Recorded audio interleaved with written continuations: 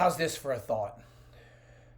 We all have a certain way that we would like people to perceive us, meaning we'd like our identity throughout the world, throughout our client relationships, our friends, our peers, our colleagues, whoever it happens to be. We want people to think about us a certain way.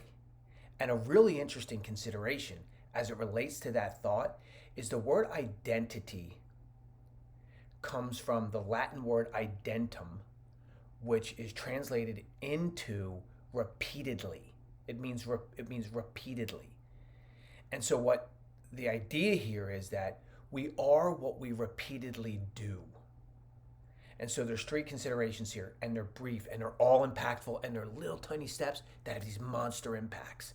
Okay, so thought one is don't talk to yourself in any way other than the way that you would talk with your closest friends, the people that you care about most in the world.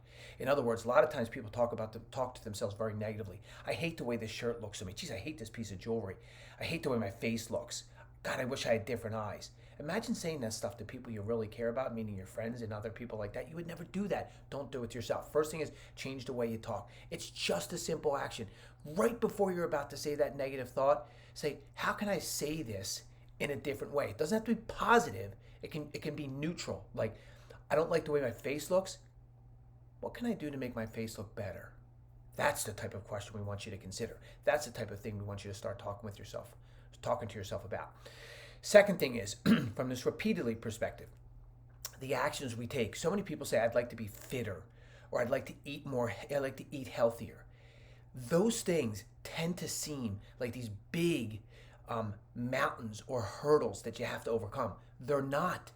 They are the smallest steps that you need to take in order to ultimately become on the path toward a more fit person, a person who has a better nutrition patterns.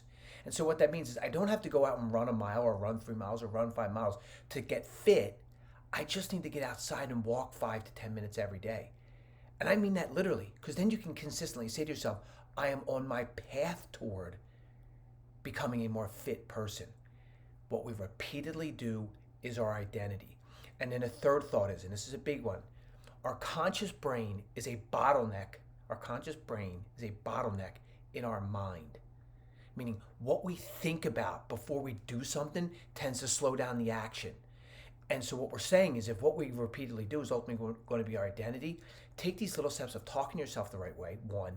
Two, taking these small actions that put you on your path towards becoming the person you want. And then three is get them so that they are built into habits and then your conscious brain doesn't get in your way of actually taking the action. Let your identity be equivalent to what you have in your heart and what you know you're capable of. And it starts with those three simple actions. Good selling, everyone. And hey, if you will, hit that subscribe button for me below, please.